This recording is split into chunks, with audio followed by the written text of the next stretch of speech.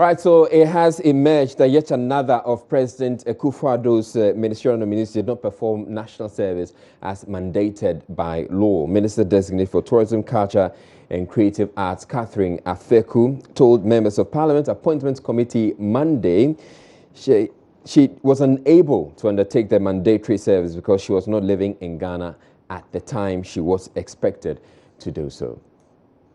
I was living in Kenya, Nairobi at that time, and because my parents were there, I was not given the opportunity to be in Ghana to undertake the national service. So no, I did not take national service. I actually worked in Kenya for the 3 months that I came out of university. That was in that culture seen as serving the nation when I worked at Zavet, Kenya, but I was not in Ghana at that time. Now, the approval of the gender minister designate Atiku Jaba is currently on hold after NDC MPs on the committee protested she failed to perform national service as well. Though they had also raised issues with her remarks describing President Mahama as having an evil heart, it was a lack of national service that is being used against her. So does the National Service Act disqualify her from taking up the position, as in the case of Madam Atiku Jaba? Here is law lecturer at the Gimpa School of Law, Clara Kaseti, speaking on Newsfile. So the issue is, does that affect her appointment as a minister? I would say let's go to Section 7 of the Ghana National Service Act. Now, if you come to Section 7 of the Ghana National Service Act, it puts a responsibility on 2 categories of persons. The 2 categories of persons in that act are an employer and an employee. The responsibility on the employee is that if you haven't done your national service, and of course national service applies to all citizens above 18 years. What Section 7 is, the obligation that Section 7 puts on an employee is that if you haven't done national service, you cannot be, you ought not to take up an employment, whether in public or private enterprise. So it applies across board. It's not limited only to public offices. It is both public and private. Section 7 also places an obligation on the employer. What it tells the employer in subsection 2 is that if you are an employer, whether private or public employer, you must ascertain from a person you intend to employ whether or not the person has done their national service. If the person has not done the national service, the second obligation is that you must inform the board accordingly that this person has not done national service. Now, if the information is given to the board that the person has not done national service, Section 8 provides a relief. The relief is that the person can be exempted from doing national service, or the board can postpone the doing of the national service. Otherwise, then the person must be employed within the national service scheme, which means that wherever they are, they should be taking national service allowance whilst they do their job. That is the requirement of Section 7. So what are you saying? As far as you're concerned, not doing the national service doesn't disqualify her? Yes, because as a minister, you are an employee. Now, the other issue that came up during the vetting of the Evaluatora MP was her trial for defrauding some American business partners. She told the committee it was part of a conspiracy against her, explaining there was an earlier civil judgment against her which she is currently appealing. No, I have never been charged with fraud, neither have I ever had any criminal background. But in 2007, I had the opportunity to do business with some American partners, and it's a simple business relationship that went sour. It ended up in court as a civil suit. A judgment was made in their favor, and the claims were very clear that a refund of money, a car, and interest on the said amount. As much as I, myself, my husband, and the company we had established, we did not agree with the judgment. As law-abiding citizens, we complied and obeyed and had paid $117,000 and some change out of the fine of $217,000 until 2013, when we came by fresh evidence in the form of a video recording of the son of our business partners, who was actually a witness in the earlier judgment, confessing that the entire suit was built on a conspiracy between my business partners and a native of Axim, an elderly man. So in that video, based on the evidence, we instructed our lawyer, Godfrey Dami Yaboa, to take it back to court. So we filed an appeal and a suit. In 2014, the suit was ruled in our favor, and an injunction was placed on the earlier judgment. Throughout this court case, there was never any findings of fraud. There was never any findings of criminality. It was purely a civil matter of a business relationship gone bad. As we sit here today, the judgment is that it has been ruled in my favor. Every property seized of ours has been returned, and we are awaiting our day in court to show the fresh evidence of the video recording, and the court will decide. Now, one of Parliament's own, Majority Leader Osechi Mensah-Bones, who is Minister Designate for Parliamentary Affairs, also took a stand before the committee advocating the involvement of Parliament in the appointment of the Electoral Commission chairperson and others. Concerns about the possible duplication of functions of the National Development Planning Commission and the Minister for Planning portfolio also came up when the nominee, Professor George Ambafo, came before the committee. But the nominee assured members there will be no duplication. You see, inherent in the planning process, there are a lot of conflicts. Planning begins with identifying things that you want to do, but then doing them implies finding resources to do them. And that is a potential conflict center. It depends then, even there, on the personalities involved. If the Minister for Planning and the Minister for Finance are people who cannot give and take, there is always a conflict. But my nature is such that, you know, I will be prepared to give and take. So I won't have that problem with this finance minister. See, the advice to the president, even to be able to get to the president as a director general or as a chairman, it's not an easy feat. That is why at times they bring in the prime minister to do that, so that he can have easy access to him. But I have been working with the Planning Commission. I was the Director General, and getting access to presidents were very difficult, even to talk to them and even give them the advice. So my role will be to facilitate the process of getting the advice to the presidency, because I will meet him regularly, and then I can also go here because I can go there regularly too. So my role will be to try and get this advice from the commission to the presidency, and listening to the president from his ears to the president to the commission. So it is the nature of the beast that creates the problem. But I think I can manage that. And indeed, you know, I have great respect for the chairman of the commission, and he also respects me so well. We get on well. Even within this short period, we've been working side by side. So I think it is the nature of the people that can actually create, the conflict, that will exacerbate the conflict or minimize it. And I think we will be able to manage that conflict. Now, Accra High Court has set March 16 as the date to deliver its judgment on a case involving dismissed police chief DSP Tehoda. The court, presided over by Gifty Ejay Ado, first granted a request by lawyers of the former police officer to adopt proceedings and the addresses in the court of the now dismissed High Court Judge, Justice Kofi Essel.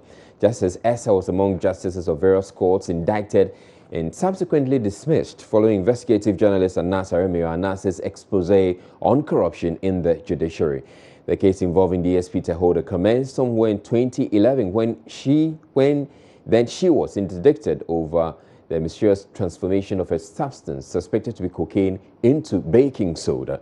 She was subsequently dismissed from the service, but later acquitted and discharged by an Accra High Court, after which she sued the Ghana Police Service for wrongful dismissal. She is seeking reinstatement and compensation. You're watching Joy News Prime. We're taking a break. We'll still have some more stories coming your way. Please don't go away.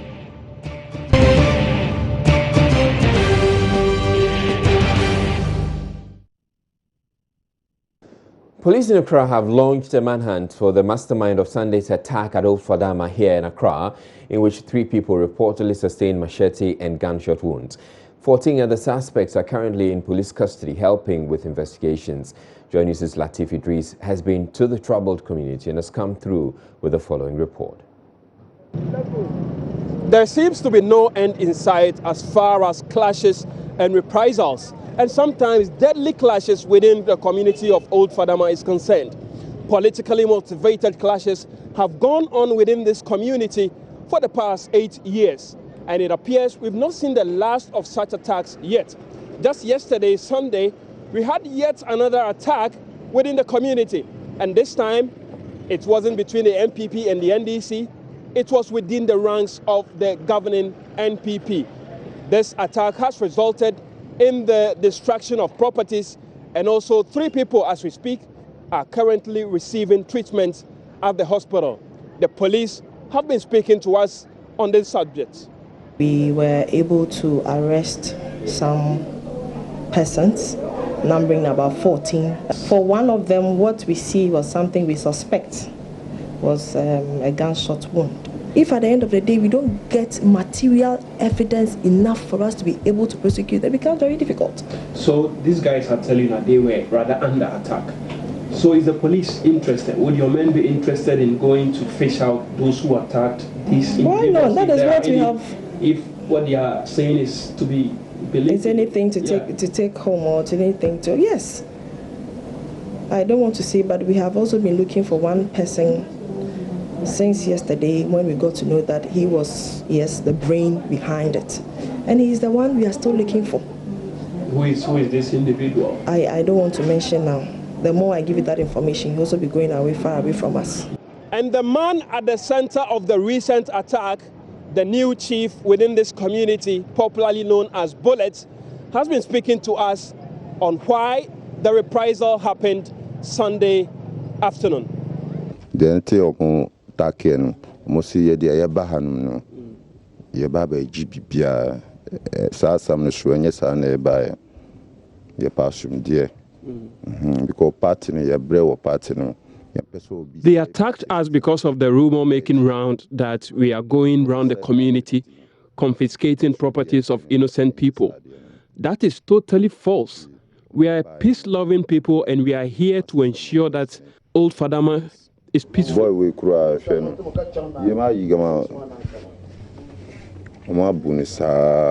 And this happened yesterday. Just look at what they did to my brother. Okay, so this young man you see in shorts suffered these wounds as a result of Sunday's attack or clashes here at Old Fadama, and it's showing us the wounds he suffered, the machete wounds he suffered is what we are seeing. And the leader of the community, that's the new chief, Bullet, has just been telling us exactly what happened yesterday. They were rather on the attack yesterday by a faction within the same New Patriotic Party. According to the chief, this has nothing to do with NDC and MPP. It's solely an MPP issue. Perhaps it's time the police and other security agencies adopt a different strategy in dealing with the criminality that has gone on within this community for the past 8 years to bring lasting peace to the people of Old Fadama. Latif Idris, Joy News, Old Fadama here in Accra.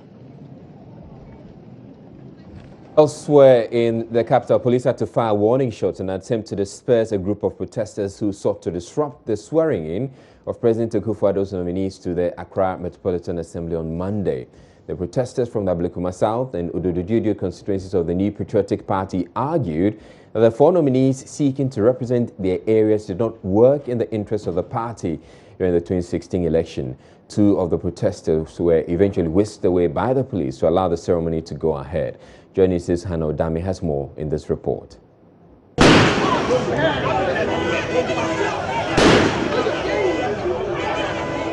The shots were fired by the police to disperse the crowd, but it remained defiant, refusing to leave the premises of the AMA unless the approval of some nominees was called off. Convener of the group, Vincent Adams, alleged the nominees had questions about them at the local level. I'm blaming him for being corrupt because it is not like that model that wasn't implemented. It was implemented, but it ended up in his house. Okay, so that's the issue against him. What about the others also? Why do you have issues? You see, we believe. Why are they in a rush to approve or swear in or whatever for these people? Why are they in a rush? Raymond is currently serving suspension. What do you want this protest this morning? Now, what we are doing, the protest, what we seek to achieve with this protest is that, first of all, we want people in Odododio, we want people outside Odododio, we want people in Ghana, and especially in Nana Akufo-Addo, to listen to what we are saying, that at least the proper channels should be followed. The swearing-in came off anyway, after 2 of the protesters were carried away in police trucks. 34 appointees in all were sworn in, with the swearing-in of the 4 who had questions about them deferred by the judge, who also directed that the area committees resolve the outstanding concerns. The overjoyed protesters told Joy News they were happy their wishes were granted. For Joy News, my name is Hannah Odami.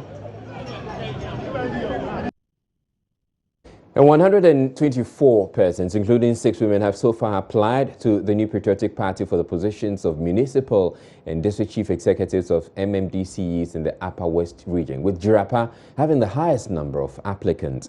The number, according to the Upper West Regional Secretary of the NPP, Hafiz bin Saleh, will be whittled down to 5 persons for each of the districts, with special preference given to the 6 females expected to appear before a vetting committee on Tuesday. Mr. Saleh said apart from assessing their loyalty to the governing party, the committee will ultimately consider the competence of the applicants. Rafiq Salam reports from WA. The Upper West Regional Secretariat of the New Patriotic Party, MPP, directed the various 11 constituencies in the region to open nominations for persons who are aspiring to be municipal and district chief executives in the region. Nominations were therefore opened between January 27, 2017 and February 1, 2017 for the prospective candidates to apply. At the close of nominations, a total of 124 had penciled their names for the top jobs in the districts. We are very open, we are transparent. We want people who would be able to lead the districts. So we are not going to compromise on that. What we are going to look out for is just competence and the ability to lead the people. We need development. We are in dire need of development. So we are not going to say that put our cronies there. No. Mr. bin Saleh stated that the constituencies have further been directed to trim the number down to 5 for vetting at a regional level on Tuesday, with special consideration given to women aspirants. Out of the 124 applicants, 6 are female, and while 118 are male. The female who were not shortlisted, there is a directive that we should give them the opportunity again at the regional level. So I have invited all the female applicants to attend the vetting. We want to give them the opportunity because once the numbers are not encouraging. He thanked President Nana Akufo-Addo for the appointment of Ambrose Zere as Minister for Interior and Suleimana Al-Hassan as Upper West Minister designate, with the hope that more sons and daughters from the Upper West region will still find favor with the new MPP government. We know that deputy ministerial positions have not been filled yet. We are hopeful that 3 or 4 persons from the Upper West region will be given the opportunity to serve in that capacity. We are also hopeful that ambassadorial positions, 2 or 3 other people from the Upper West region will be given the position. We also pray that His Excellency will make some people from the Upper West region chairman of some of the state boss of some of the state agencies, as well as chief executive of these state agencies. So we are very hopeful that many more people from the Upper West region will be given the opportunity to serve in Nana Addo Dankwa Akufo-Addo's government. Reporting for Joy News, Rafik Salam. Parliament has set in motion a series of reforms to make it a much stronger institution. Speaker of Parliament, Professor Michael Quay, on Monday announced this includes the initiation and enactment of laws by the House without recourse to the executive arm of government, as has always been the case. A lot of those laws, according to him, will focus on illegal mining and women's rights. Professor Michael Quay told journalists at a media briefing he seeks to reform Parliament under his watch. If you look at our own constitution, you will see that nothing whatsoever debars Parliament. We are not going to make laws or introduce laws which are going to involve an imposition of taxation or a charge on the public purse. The government holds the purse, and we're not going to make a law that will instantly place a charge on them without their being involved, because you don't know how much money the Minister of Finance is holding. But it's unfortunate that this had not been well construed in the past, and that's exactly what we are inclined to doing at this particular time. If you look at our own standing orders on the introduction of bills, it says that a bill shall come from a memorandum, and it shall be signed by a minister or a member. Who is the member? Member of Parliament. So any member or group of members can really bring. And from both sides of the House, we are going to sit and consider some of these things. And in fact, with your assistance, we want to be seen to be working by our people whom we represent. It is a very, very important delegation. Look, there are a number of things about galamsey, for example. This Parliament is not going to wait until a minister conceptualizes a law on galamsey before we will start talking about it. We are going to do it. If you consider women's rights, affirmative action, where today, Ghana, we are at the lowest ebb, talking about Africa only. We are not going to, and I don't think our people expect us to wait for government, because a law to enhance the rights, the respect, and everything, and dignity of women is not going to be a charge on public funds. It's something that is worth doing. If you look at laws on children, maltreatment, and other things, it's not a matter of going to impose any taxation on anybody, and we are going to do it. In fact, it's going to be a way of making honorable members of Parliament think about all those things that touch, concern, and affect the populace, the people they represent.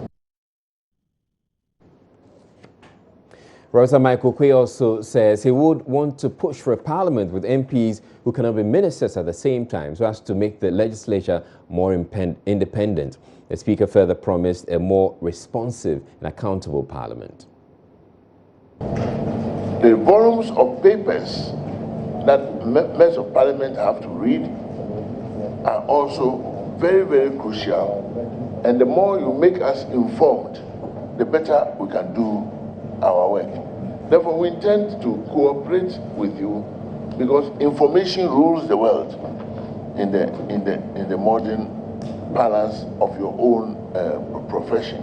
So we want to know as much as possible. One thing that we are very mindful of, and we're going to do more about, is how to be responsive.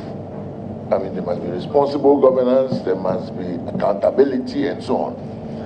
When we talk about responsiveness in modern governance, we are talking about how we relate. We talk to you, you talk to us. We know your feeling and you know our feeling. You know where members of Parliament are heading to, and that responsive approach helps us and should help the people a lot. Responsiveness in governance means a system where the ruler and the ruled come together and respond to each other. You ask questions, and that's why we're going to have more of such public fora, not only in the capital, but also at the regional level and also at the districts. When there's a dichotomy between ruler and ruled, it brings trouble. For example, if the ordinary constituent thinks of the MP merely as a means of school fees payment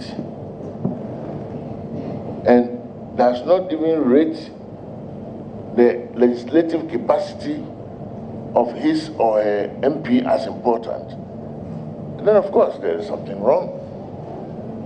And the misconceptions need to be met, and this can only happen when we are responding to you, when we are interacting with you.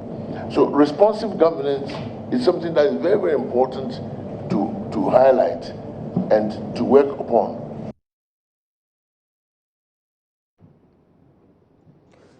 We're taking on News Prime, but still to come in the bulletin, the opposition National Democratic Congress sets out on a mission to find out why it lost in the December 2016 elections, with the Adenta and Medina constituencies the first of two stops on that journey. We'll be back with the details, but right after the break, we'll bring you business news.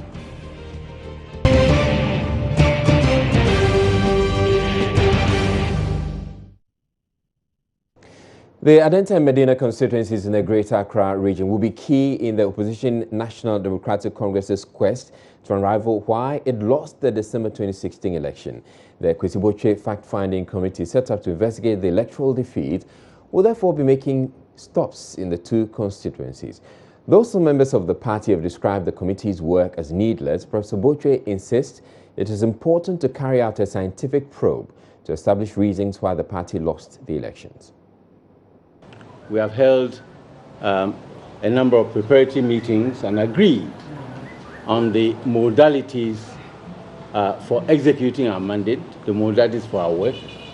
Have agreed on precisely how we're going to be conducting our review, including, among other things, sort of zoning the country and identifying areas where we would congregate and convey people to central points, since we are not going to be able, for reasons of sheer practicality and finance, no less, to go everywhere.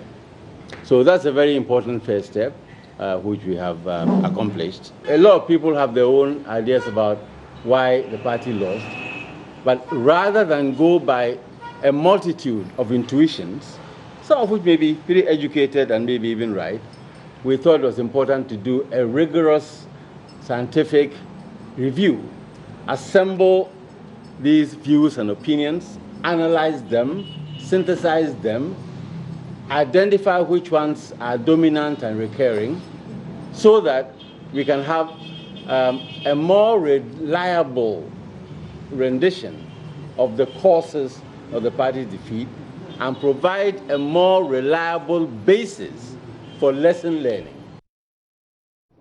Also to consulted our NDC founder, former President Rawlings, and the party's Council of Elders. It will be critical for us to consult with the founder. He is the founder of our party. And so we will be consulting the founder. Absolutely, we must. As well as the Council of Elders of our party. And then, as I indicated, even the National Executive Committee that appointed us, we will consult. Even the Functional Executive Committee, we will consult. In fact, we are beginning to schedule the dates for those consultations. The way forward is for the party to conduct a full, rigorous, and honest review of the factors that led to our defeat, rather than go by everybody's intuition, to ward off recriminations and finger-pointing and name-calling that we know will tear the party apart.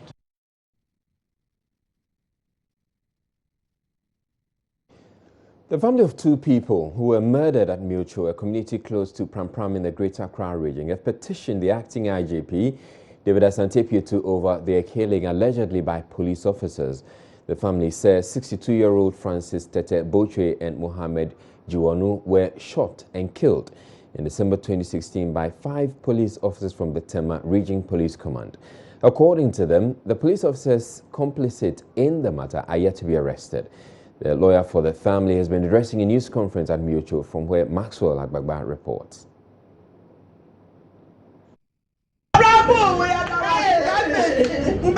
29th December 2016 will forever be etched on the minds of the family of Francis Tete Bochwe and Mohammed Jiwanu. The two were killed when officers of the Tema Regional Police Command responded to a distress call about some unscrupulous men who had entered the community wielding guns. The gunmen touched these 2 vehicles in the area. The officers who were called to respond to the violence ended up in a 2-story building being constructed by Francis Tete Bochwe and his mason Mohammed Jiwanu. The family of the 2 slain men believe the police officers killed the 2. That is the exact spot where Francis Tete Bochwe was murdered in cold blood. Inside this building also, there's a splash of blood on some parts of the building, depicting how the mason who accompanied him that very day was also killed. Family members of the 62-year-old man are living in constant fear. There were police people, 4, dressed with their helmets, with guns and stuff. So when they got to the place, actually I didn't know the old man was there. So by the way they were walking to the direction, I was watching them. So when they reached there, 2 passed the other side and then 2 passed the other side. And then the old man saw them and he came out. So when he came out, he was not holding anything. He came out and then one of the policemen asked him to lie down. And he did, he lied down. And then like he was facing them upwards and then the policeman asked him to face the floor. So he just faced the floor, and then the policeman started firing. Why he did that thing? So there was a mason working on the building for our father. So he went there, like the mason heard the noise. So he tried like asking questions. No, they fired the mason too in addition. So the old man, where the thing happened on the old man, I saw everything. But the mason was inside. But I heard the noise. He was asking what's happening, what is going on, and then he was also fired. Meanwhile, addressing a news conference here in Accra, lawyer for the family, Gary Numakusafu, called on the office of the IGP to cause the arrest of the officers believed to have committed the act. That is Mr. Francis Tete Bochwe and Mohammed Jiwanu. Tete Bochwe was ordered by the police to turn himself upside down and he was shot in the head. The man was shot in the head. Several bullets from the autopsy and the coroner has confirmed that Mr. Bochwe was shot deeply in the head. The brain and everything in the skull were all off for no apparent reason by the Tema police. These are the pictures of the policemen who did it. Now, one of the guys who was in the building with Mr. Bochwe, that is Mohammed Jiwanu, who is a mason, when he came out to confront the police, he was shot dead immediately by these 4 police people. Now, from 29, now we are calling on the IGP, the acting IGP, Mr. Asante-Pietu, that he should bring his men to order for the immediate arrest of these policemen who were found to be part of this act, and also call for the docket to have been properly investigated. Reporting for Joy News, Maxwell. Still to come on Joy News Prime, the Electoral Commission has announced the postponement of the election of regional representatives to the Council of State. We have the details coming up. Ahead of the election of regional representatives to the Council of State, the aspirants have been making the case why they are best placed to represent their regions. From the Volta region, a former Member of Parliament, Togwe Kantamanto Fiti, has indicated he would contribute effectively to the Akufo-Addo-led government's anti-corruption agenda if elected. At an interaction with journalists at Peki over the weekend, Togwe Kantamanto Fiti, who represented the then West Dai constituency in 1979, said his experience in Parliament and service in and outside the country has enriched his knowledge in governance.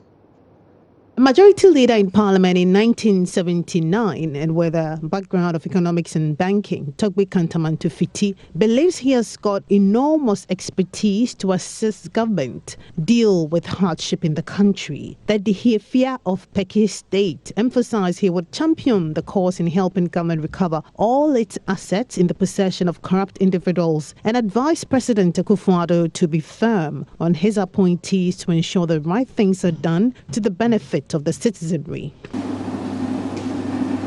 I will help the government to stamp out corruption, mismanagement of government funds, indiscipline in the society, and I will direct and advise the government to be able get back everything that belongs to the government which have been stolen by people. It's one of my aims. Ghana have a lot. We are a very rich country. I've gone around the whole of the world.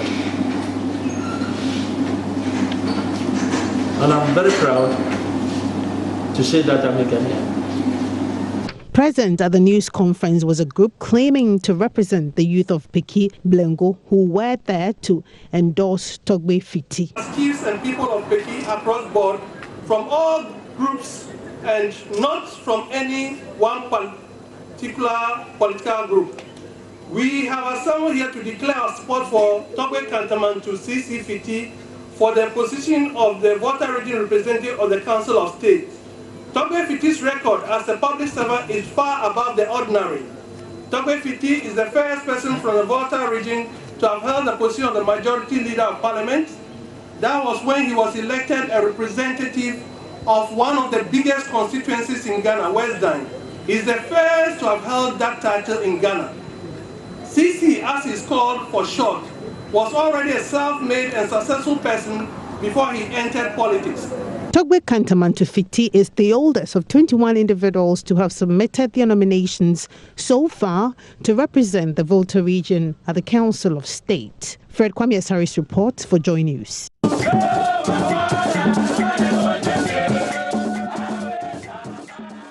Well, the Electoral Commission has announced the postponement of the Council of State of the election of regional representatives to the Council of State. The Commission's statement released this evening indicates or says that the election of regional representatives to the Council of State by regional electoral colleges scheduled to be held at all regional capitals on Thursday, February 9, 2017 has been rescheduled for Thursday, 16 February 2017. The additional week, the statement says, is required to enable the MMDCEs make the requisite arrangements for the constitution of regional electoral colleges required for the election of the regional representatives to the Council of State.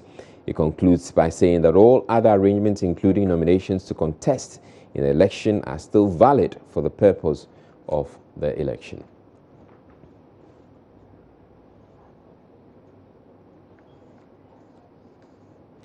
Now, the St. John Bosco's College of Education has graduated the first batch of basic school instructors whose skills were upgraded under the Untrained Teachers Diploma in Basic Education program run by the Ghana Education Service.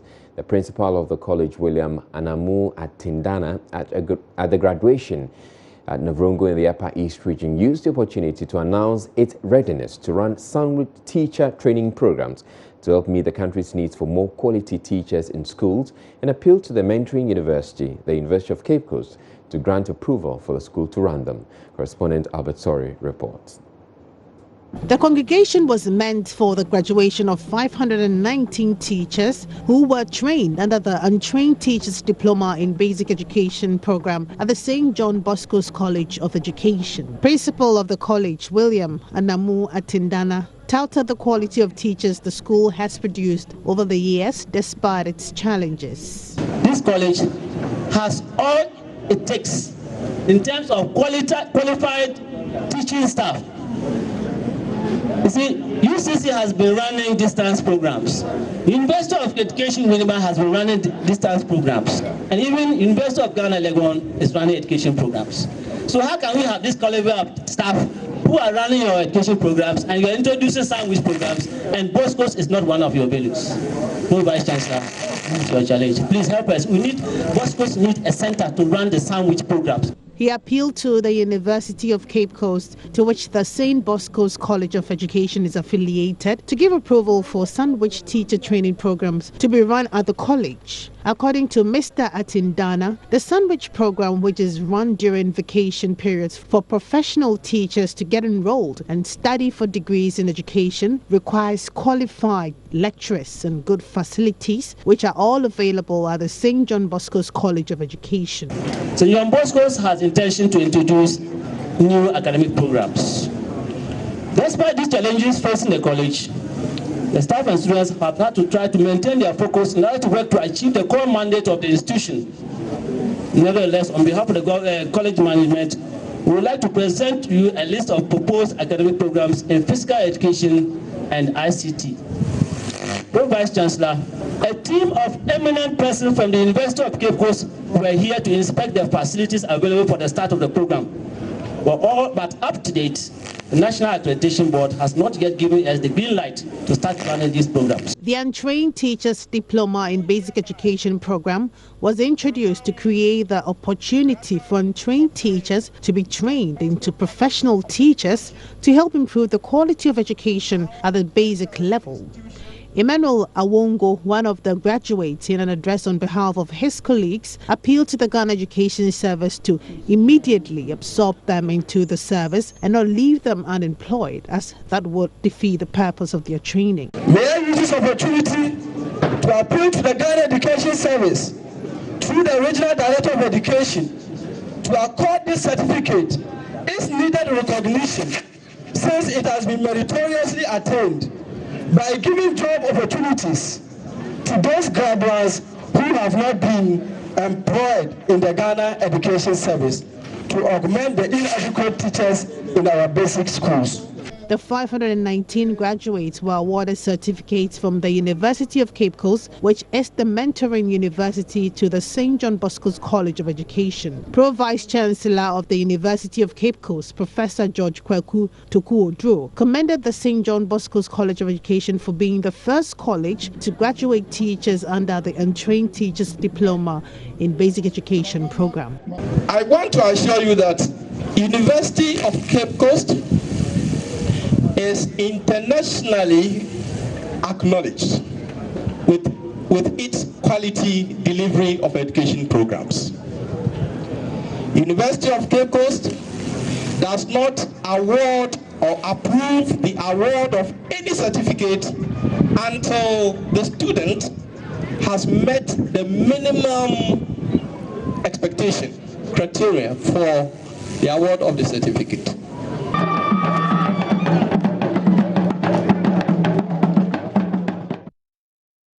We see scores of them on the streets, clutching at people or cars whizzing by in a bid to get a few coins to get by through the day. I'm talking about young boys and girls, mostly Nigerians, some as young as 3 years old, begging for alms. It's their daily occupation, and for many, a chance to make some money to pay for their education, as Joy News' Zarina Mandi found out.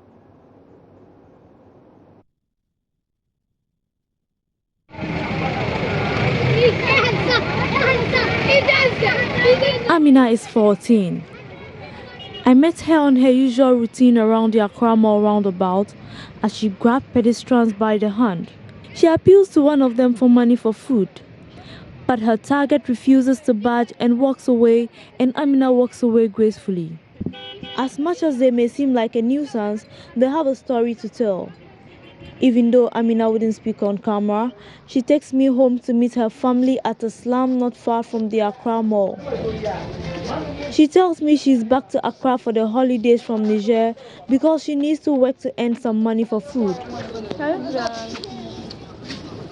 We meet her family, who live in a wooden structure not far from the mall, and she introduces me to her sister Fati. Fati has been in Ghana for 4 years.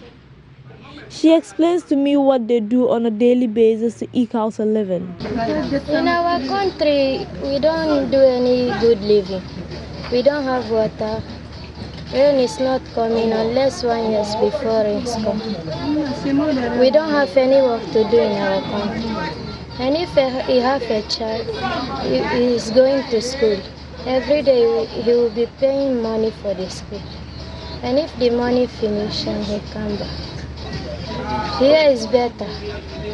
We are free here. But does she have any dreams? Anyway, even a doctor or a lawyer like that. Most of these girls have their education cut short after junior high school. But for Amina, she's hoping that would not stop her from achieving her dreams. Zarina Amandi for Joy News. Well, we wish Amina all the best. We're taking a break. We'll bring you entertainment thereafter.